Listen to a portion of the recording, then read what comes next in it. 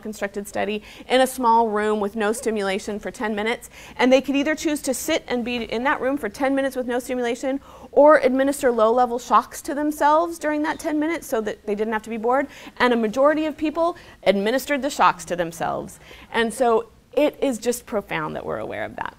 Another thing we have to be aware of in terms of when we think about self, it isn't just that it's hard now to develop a self. We have a growing world of technological advancement and media that is vying for our data and vying for our information so as to be able to deliver us a more comfortable and personalized experience, right? So you guys are probably fed all kinds of, when you open up your browser, it feeds you articles you might be interested in. Or I don't know if you've noticed this, you click on some product and then suddenly for the next month, that product appears on every page you look at and you think like, man, I've got the best taste in the world. And then you realize, no, they are just doing that to make me think I've got the best taste in the world, right?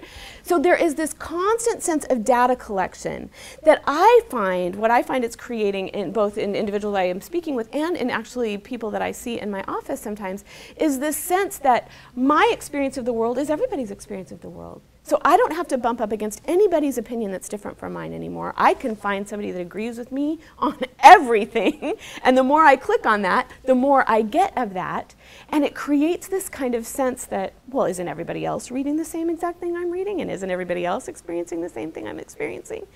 The other tricky thing about this is that it begins to create an algorithm, and the younger that we have children interacting with these technologies, they are creating a digital algorithm for themselves that will be continually and perpetually fed. So an individual who's struggling with an eating disorder, who's looking for who's looking for tips online, is creating an algorithm that is going to feed that individual things about eating disorders for a long time down the future. Does this make sense?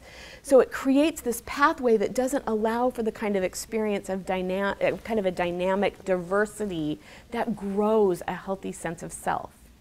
I'm going to show you the newest product to do this, and I think this just shows, this is where products are going. The very first time, Barbie, can carry on. Go ahead, no, go ahead.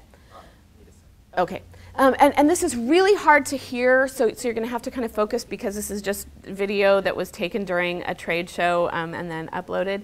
But think about the profound effect of kind of your choices beginning to shape the kinds of questions that are asked of you, and then also listen to the way in which Barbie interacts. I had a therapist at a talk I gave last week basically say, like, I'm trying to teach my couples how to talk to each other like this all the time. Like, and if you're getting your empathic